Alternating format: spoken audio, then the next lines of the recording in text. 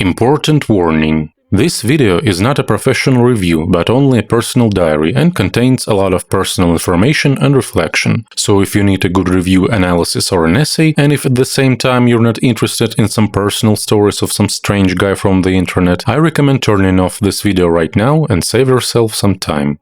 To everyone else I wish a pleasant watching. Hi everyone, my name is Zhenya, and this is my video game diary, where I talk about my experiences and completed games. And since you're watching this video, it means that I completed another game, and in this case, as the video name implies, it's Stalker Clear Sky.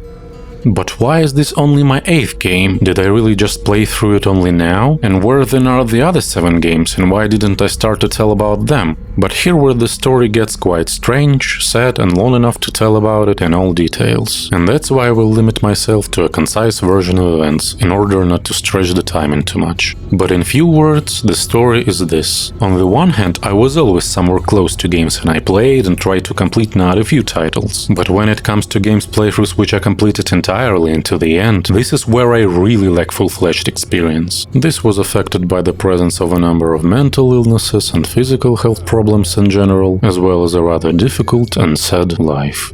But regarding Stalker and Clear Sky in particular, the story is briefly as follows.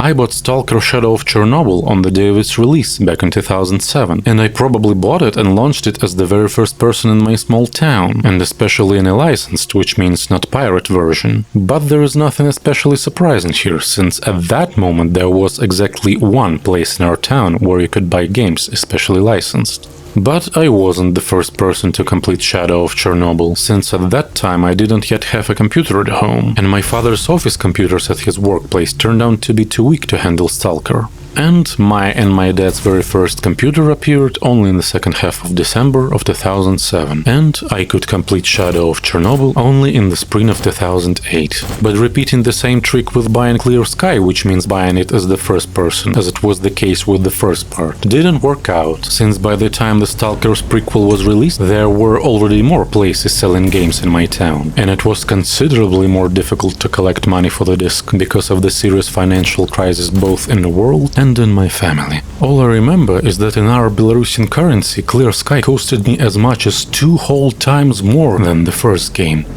Of course, I didn't wait for more than 14 years to launch the game, although I still had similar cases of long-standing marinating of purchased discs, but that's a story for another time. I tried to play Clear Sky in both 2008 and 2009, but every now and then life made an adjustments to my gaming plans. And most of my free time I devoted to either studying or socializing with friends and acquaintances, or playing session games in so-called computer clubs. In case if anyone doesn't know, these were establishments similar to internet cafes, only without the internet and with pre-installed games that you could play over a local network with other people in the club, sitting literally next to you. And you know, there was something pleasant and more human in this than now playing on the internet with strangers or even with comrades, whom you don't see or hear in person anyway. Then I went to university and went to study in another town. And that's where new worries, new problems and new health problems appeared. I tried to play Clear Sky both in 2010 and 2011, and I was even close to the end of the game, but unfortunately, in a process of playthrough, I found myself in a situation where there were not enough resources, and the scripts kept on breaking, and I couldn't return to previous locations, and everything indicated that I would have to replay at least a quarter or even a third of the game, and because of this, I put it aside for quite a long time. Years went by. I was getting worse, and I periodically spent time in mental hospitals, from several weeks to several months. The desire to live disappeared, as well as desire to do anything at all. And not only desire, but also strength, including physical strength. I felt like crap all the time, and I still feel like this, to be honest. And even the option where I force myself to do something through force was almost not even considered. That's how bad I felt these many years. Even things that for many people are not a problem, but are considered relaxation or pleasure, like watching a movie, listening to music, or even the very process of playing those video games, seemed to me like something extremely difficult, stressful, and not doable. If I sum up my gaming history in a couple of sentences, then from December of 2007 to December of 2015 I completed only 6 games. This is how the brief chronology of events looks like. At the end of December of 2007, I got my first computer and I started playing Half-Life 1. And I finished the playthrough after the new year of 2008. Then in the same 2008, I played through Half-Life 2 to the end. Then, in the spring of the same year, I finished Stalker Shadow of Chernobyl. After this, I will not have any success in completing games for several more years. And, in addition to this, I left to another town to study at university, plus some negative changes in my life began. Then in 2011 I started playthrough of Fallout 3 and Deus Ex Human Revolution, both of which I abandoned several times in the process, and I went to psychiatric hospital for the very first time. After the hospital, I once again started playing through Star Wars Jedi Knight Jedi Academy, and in the end I returned to Deus Ex Human Revolution and finished its playthrough in 2013. After that, in the same 2013, I finished Star Wars Jedi Knight Jedi Academy. Then I end up in psychiatric hospital several more times. And only at the end of December of 2015 I finally completed playthrough of Fallout 3, even though it was only the vanilla version without DLCs, which became my 6th completed game. After that, yet another 5 years passed, full of suffering and inaction and visits to mental hospitals. But in January of 2021 I finally get a not bad computer. It can be called powerful, but it is much better than those old and weak laptops that I had before, on which when watching videos on YouTube or movies in high definition was hard and full of stuttering. And of course, the appearance of the computer didn't steeply make me feel any better, and I still continued to force myself to do various things, including trying to return to gaming. And my 7th game, of which I hope to talk about sometime later in another video, I dragged from June to November of 2021, despite the fact that it's quite short, and this game was the very first Doom of 1993. And my attempt to return again and play through S.t.a.l.k.e.r began in February of the same year. I installed the game, launched the introduction, tested the performance of my new comp, walked around the starting location a little, and that's it. I launched the game then exactly 3 times with breaks of whole weeks and abandoned it for a whole year. And the strangest and saddest thing is that I didn't feel at all that a whole year had passed. Time was flying past me at great speed while nothing was changing for me, and especially not for the better. So I tried to return to the game in March of 2022. I played for about an hour and a half, and next time I launched it in a week. And then another break for a week. And then more than a month and a half passed. And with these kind of breaks, a day or two, a week, a month, I tried every now and then to return to the game. You would probably think that I didn't want to play it at all, but on the contrary, I had a desire to do it. And at the same time, there was no desire or strength for anything at all. I am still sick, depressed and empty, and I feel nothing except extreme stress and weakness. But the feeling that life and the experience of new feelings were passing me by periodically took over, and the burden of the huge baggage of accumulated and untouched games only strengthened it, even despite the enormous internal resistance and fear, and little by little, quietly, although through force, I was returning to playing through the game. Briefly, what is it about? Stalker Clear Sky is a prequel to Stalker Shadow of Chernobyl, the events of which develop in the Chernobyl's exclusion zone, in which, according to the lore of the game's universe, a certain second catastrophe occurred in the middle of 2000s, which led to a strong surge of anomalous activity, the appearance of mutants and others dangerous monsters, as well as the appearance of various types of anomalies and the artifacts, small objects generated by the same anomalies which possess a whole number of unique and mysterious properties, which are strived to acquire by literally everyone who finds themselves in the newly formed anomalous zone, from scientists and military to marauders and simple stalkers. According to the plot of Clear Sky, we play as a mercenary named Scar, who managed to survive several severe anomalous storms, the so-called emissions. Where all living things tend to perish, S.t.a.l.k.e.r only lost his consciousness, but with each such emission his nervous system tended to self-destruction. But what is most remarkable is that there have simply never been any emissions of such force in the zone before, and the secret research group Clear-Sky, who sheltered the main character of the game, had a hypothesis that such an increase in emissions is associated with the response of the zone itself to interference in its so-called heart, or the center, in which, according to legends of seasoned stalkers, there is a certain mysterious monolith that is capable of fulfilling the wishes of anyone who gets to it. And no matter how strange it may sound, but according to the plot of the Stalker's universe, there is a theory that the anomalous zone itself has some kind of consciousness. And according to the Clear-Sky group's leader's version, this very consciousness resists the intervention of a certain group of people who have reached the center of the zone. And if the mercenary won't find and stop these very people, then the power of future emissions will only increase, and this can lead not only to irreversible consequences in the zone, but also to the inevitable death of the main character. So, as a matter of fact, this is exactly what the player will have to do. Look for those very people who have reached the center of the zone, try to find out their intentions, and in the end, try to stop them. And now let's move on to my impressions of the game. The plot. The plot here doesn't shine with any complexity or exciting moves. In fact, we spend the entire game following tips from other characters, who give us information about a group of stalkers led by the key character from the first game, who need to be found and stopped so that the zone won't become even more unstable and the main hero won't die. And almost every time we receive a piece of information about the location of a stalker named S.t.a.l.k.e.r and people from his group, it will turn out that if they were in this place, they have already left long ago, and we need to look for the next clues in order to return to their track. Unfortunately, the feeling of a constant chase can greatly undermine the measured exploration of the zone's locations, as well as opportunity to soak in its atmosphere and features of the in-game world, and could create a feeling of a corridor-like world and strict linearity in which you are constantly being driven from one shootout and location to another. Of course, you are free to stop a little, take a breath, catch some artifacts, do some stash searching and completing some quests in a get and fetch style, as evidenced by the 71 hours I played. But how the story is presented in here can greatly affect how attentively you explore the local world, and could even create the impression of extremely short experience in which the main thing is to get to the ending. Well, of course, getting to the ending is the goal of any video game, but S.t.a.l.k.e.r is not a universe that you should just run through.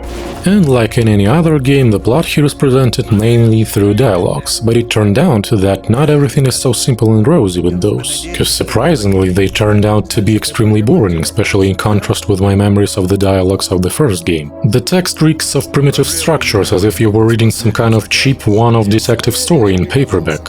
And the voice acting of the key characters is so poor in emotions and slow and boring, you keep forgetting what the sentence's beginning was about by the end of it, and what the actual point of one's or the other's dialogue was. But perhaps this is a matter of the perception of my psyche and the probable presence of attention deficit disorder, but nevertheless I would increase the speed of speech of the characters in any case, because by the time they finish uttering the entire text out loud, you would already manage to read it several times with your eyes, even though the voices of the actors would distract you from doing so every now and then. There are also some voiceover bugs when one phrase before it ends is either cut off or overlapped by a new one, and you simply can't make out what was being said. In general, the sound balance is quite strange and uneven, and very often there will be situations when you are trying to read the dialogue with one NPC, while next to you some other NPC is talking about something else very loudly and intrusively, making it difficult to concentrate on reading. But it's worth noting that the first part of S.t.a.l.k.e.r, Shadow of Chernobyl, had similar illnesses. But the kind of illness the first game did not have was the new system of random phrases that nearby characters would periodically address to the player, and almost all of them are about the same thing. They will endlessly ask you whether you wanted to know something, why are you silent, why are you shy to ask, and other stuff of that kind. Moreover, they will pester you with similar phrases even when you already entered a dialogue or trade mode with the very same NPCs. And you can only imagine how annoying this is. and the quality of dialogues with random stalkers, be it at some base, checkpoint, or simply encountered along the way, leaves much to be desired. They aren't terrible or bad, but nevertheless are quite poor and often repetitive. And at the same time, the set of phrases is composed in an extremely strange and inept way, because among the template and repeated phrases you can find whole pieces of quite interesting, or at least unique information. But due to the fact that they are hidden behind repeating patterns that you have already seen many times, many players may accidentally skip them, considering it unnecessary to continue a dialogue which on the surface looks like a copy of previous ones. Also, the extremely small number of actors involved in the voiceover is very noticeable. Not only can you come across entire squads voiced by one person, but also some key and important characters could be voiced by the same actor. Regarding the English version, I can't say anything, since for this walkthrough I choose the Russian one. I had thoughts of trying the Ukrainian one, but at the time of the start of my playthrough I didn't find it in the GOG version. Later I found out that on the official website of the game there are Ukrainian localizations in the form of patches for all games. And also later the Ukrainian localization was added with updates as bonus files for the GOG edition, but at that time I was already close to completing the playthrough. Well, and my goal was to finish at least the current playthrough and not to do some endless tests of different versions of the game.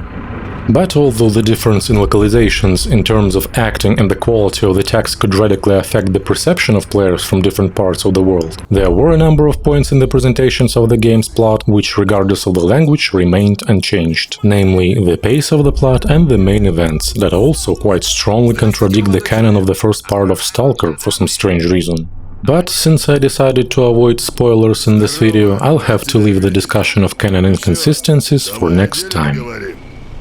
In the meantime, I can list some plot points that are worthy of attention and which simply stuck out to me.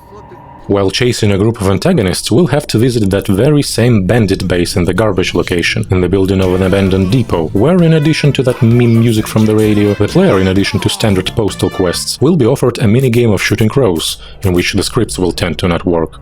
Also, they will offer unambiguous bandit-like assignments to eliminate some stalkers, which will be carried out only by the type of player who wants to make friends with the bandits and join their ranks. But personally, I had zero motivation to help them strengthen their positions in the garbage through the oppression of ordinary stalkers.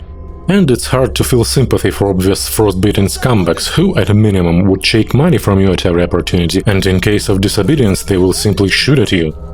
And speaking of robberies, at some point of the plot, at the garbage, you will have to go down to one of the basements, in which you will be blown up by a tripwire set up by local bandits, after which, while you're unconscious, they will take almost all of your equipment and money.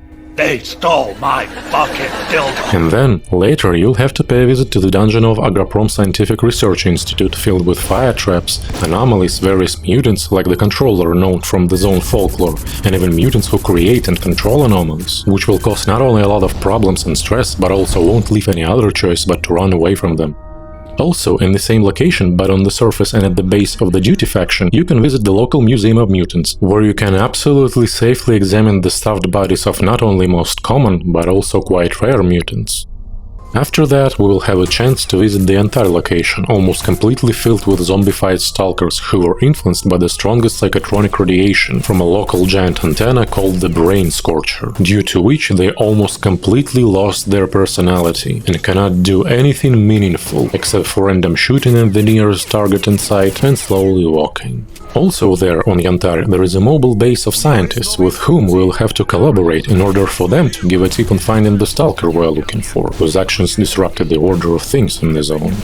Further, in the process of chasing this stalker, we will have to visit the famous Red Forest and meet the local Old Forester, with whom a small series of quests will be associated, and later find ourselves in an abandoned ghost town called Limansk. Limansk is a fictional town, but despite that, it's no less interesting. The only insignificant minus of Limansk is that unfortunately you won't be allowed to properly look around and soak up its atmosphere, because of the endless battles in the courtyards, either with the Monolith group, who, as the name suggests, worship that mythical monolith in the center of the zone, or with the military, or with bandits. And in the very finale, we will have to find ourselves in an abandoned hospital, overcome the local helicopter boss, and also, in the end, visit the location of the Chernobyl nuclear power plant. But unfortunately, the final mission is designed in such a way that you could not move at all if you wish, and not explore the location, thereby simply miss all the shootouts with Monolith, who would meet you in whole squads from each portal, and ultimately decide to just stand still and shoot from a distance from the Gauss rifle at the main antagonist of the game, so as not to let him into the sarcophagus. Well, of course, you are free to walk around the outskirts of the CNPP a little, but this will not lead to anything except the failure of the game.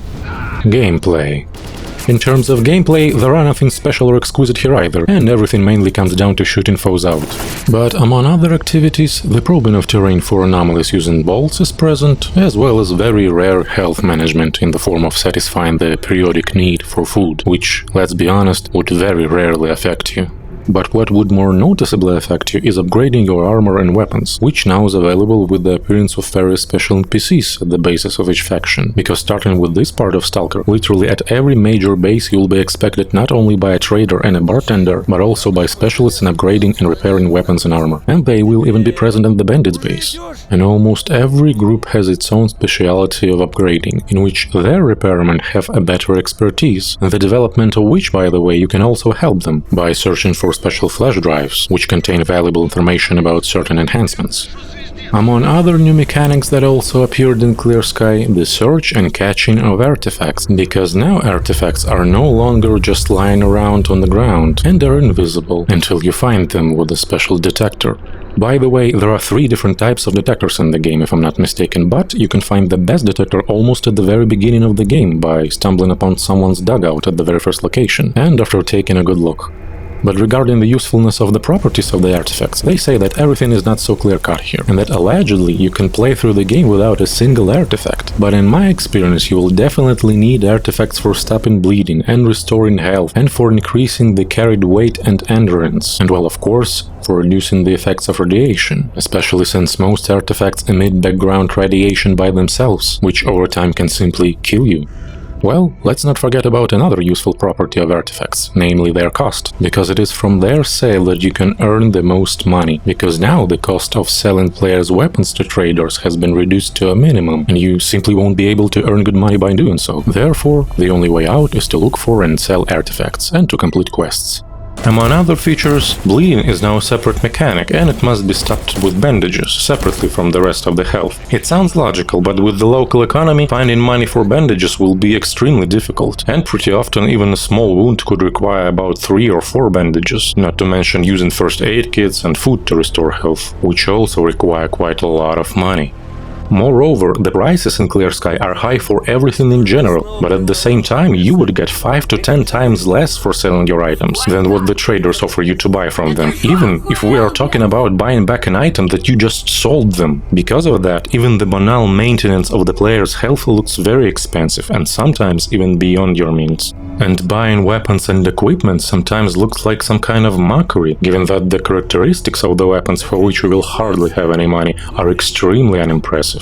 The spread in this game is extremely high. Sure, you'll be offered to reduce this spread with the help of upgrades and modifications, but the end result won't be much different from the regular version of your pistol, rifle or shotgun. And at the same time, the accuracy of enemies' hits as opposed to you will be very high, no matter what weapon they fire at you. Moreover, there is a high probability that you would be taken out literally with one point-blank shot, despite the fact that you will be discharging almost a whole clip into enemies' heads. But the accuracy of enemies' weapons is nothing compared to their ability to throw grenades. They will throw a whole handfuls at you and hit you accurately from any distance, unless you'll run away on time, which will be extremely difficult to do. Without exaggeration, the distances from which and the accuracy with which a handful of grenades will fly at you looks like a real madness, and will create the impression that the grenades are simply magnetized to you, and that they fly regardless of how they were thrown, as if the thrown animation is by itself and the flight and the trajectory are by themselves. And now add to this accuracy of enemies the fact that one bandage may not be enough to stop bleeding, and that they are expensive, and you will end up with only frustration, because there will be very many situations in which you have almost no heals, no money, and your health has almost run out, not to mention open wounds which inevitably lead to death.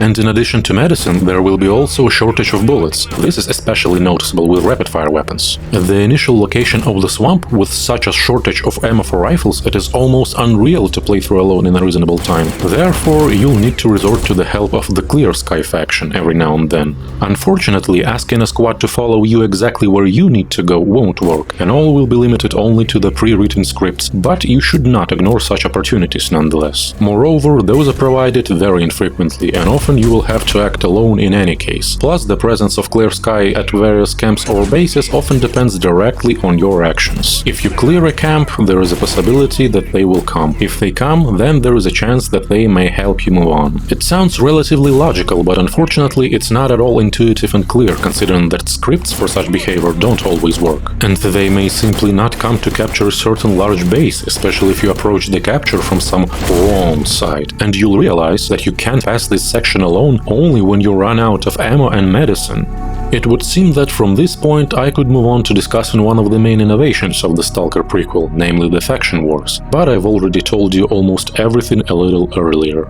Factions, for example such significant ones as Duty or Freedom, have main goals, namely domination on the needed territories. And they can achieve it either by their own actions and by chance, they either survive and gain a foothold in a particular camp or not, or they will advance only after you have cleared a certain location yourself. But in any case, the presence of any group in a certain place almost never becomes final, because it could be taken over by some rival stalkers and also by local mutants. And in those cases the outcome would largely depend on chance, because even if a group has enough resources for good armor and good weapons, they can always be outkilled by a banal number of opponents. Well, and personal participation in helping one or another group can affect not only their well-being, but also the attitude of the rival factions towards the main character. Therefore, it's worth choosing wisely your participation in conflicts, and even more so, which exact faction you should join if you decide to do so.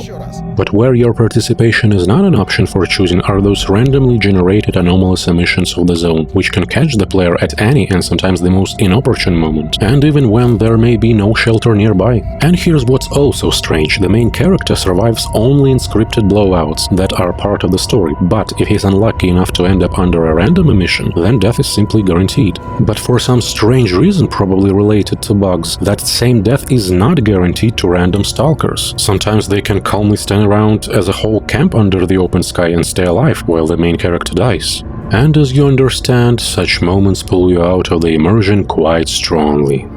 And speaking of unfair deaths, one of the most annoying moments of group shootouts, if not the most annoying, I think is the pushing the player out of cover by random NPCs right under bullets. They don't care that you're standing nearby, they do not adjust their movements with regard to the player. If they need to walk to a certain point behind cover or step towards you, and you're unlucky enough to be in that spot, you will simply be pushed to the side, and with a high probability you will get under enemy's fire, or even fire from the stalkers accompanying you.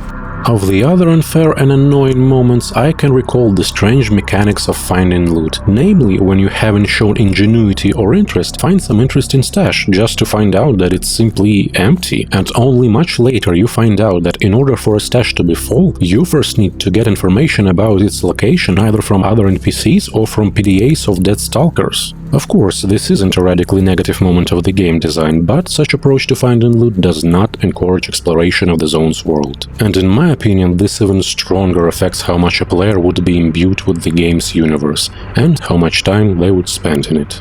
And since I'm talking about the game's world exploration again, another important factor that had a negative impact on it is the availability of complete information about the location of factions and enemies on the map in the PDA. Now there is no longer a feeling of the unknown and full involvement in the game. Now it is enough to mindlessly look at the map and avoid most skirmishes, be it with hostile stalkers or monsters. Such mechanics do not stimulate neither study in the world nor even banal involvement in what's happening on the player's path.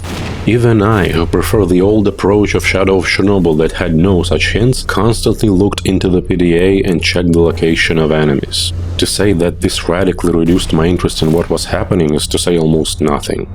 Before this, you were constantly peering ahead, looking at the horizon and listening closely, but now almost no monster will be a surprise for you. And the feeling of the unknown is one of the main pillars of the series, upon which its atmosphere hangs. And since now we're talking about the atmosphere, it's worth saying a few words about the music, because in the first installment of Stalker, music played one of the most important roles in the formation of that very atmosphere. There are three types of music in Clear Sky. Background music of the entire location, written in the genres of ambient, dark ambient, and drone ambient, diegetic music that plays at some bases and points of interest, and dynamic music that plays during battles, which appeared in this installment of the series. The background music of the locations consists of old tracks written by an artist named Moose for Shadow of Chernobyl, as well as new ones written by composer Alexei Omelchuk.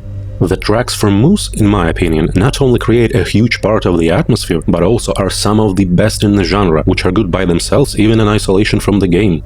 But with Amelchuk's music, everything is not so clear. I can't call it bad, but for me it sounds noticeably poorer and more standard in comparison to Moose's tracks. Later, during my playthrough, I got to taste it better, and in some places it reminded me of the ambient of Fallout 3 locations, but nevertheless, in the first hours of the game, and in contrast to the ambient from Moose, it was not impressive.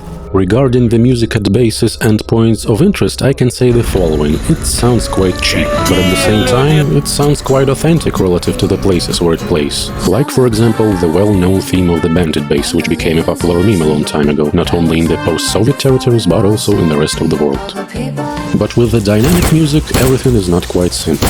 I'll be honest, in my first attempts to complete the game back in the late 2000s and early 2010s, I frankly didn't like it, and it sounded like it was written specifically for cheap, everyday TV series about cops and bandits. But this time, for some reason, it began to irritate me much less and began to feel much more bearable, and I even left it turned on by default. Its most noticeable problem is the bugs that break its intensity and mood switching, which often lead to situations where it doesn't stop playing even when a battle is long over, and you have long since left the area where it took place. But with or without bugs, and regardless of your tastes in music, it's worth admitting that it stands out from the general sound picture in any case, and is not very suitable for a game universe like Stalker. Regarding the rest of the sound in the game, everything is quite ambiguous. On one side of the scale, there are fairly standard and cheap weapon effects, as if it was taken from some worn-out commercial sample pack, from which only the sound of Vintar pleasantly stands out. And on the other side, there are pretty nice sounds of the environment, including the rumbling of anomalies, which work quite well for the same atmosphere of the game. Well, and continuing the conversation about atmosphere, of course we can keep silent about the visual design. The aesthetics of post-Soviet devastation and abandoned buildings and houses plays a vital role in the perception of the exclusion zone and its acceptance as something native, especially if you yourself come from one of the post-Soviet countries, at least because the architecture and structure of post-Soviet towns didn't change much after the collapse of the Soviet Union, and many people, including me, see in the aesthetics of the Stalker universe a kind of continuation of the town they grew up in, only with a touch of mystics and some kind of sci-fi.